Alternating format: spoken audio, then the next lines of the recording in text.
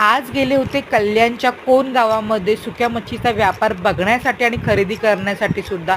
बोंबली, सुकट, वाकटी, कर्दी, पापलेट, हलवा, वेगवेगळी सुकी मच्छी मिळते. इथे सुक्या वावीचा, पिवळ्या वावीचा खारा आहे तो घेतलेला आहे, तो तोडून घेते मी आता.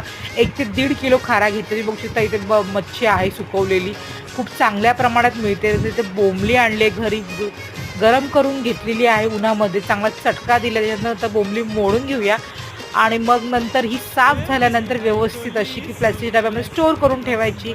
आणि जेव्हा पावसाळ्यात जेव्हा आपल्याला मच्छी मिळत नाही तेव्हा ही या मच्छीपासून सुकी मच्छी तयार होते ना, ती आपण मस्त एक बोंबलीचा ठेचा बनवू शकतो, कालवण किंवा मग चटणी करू शकतो बोंबलांची.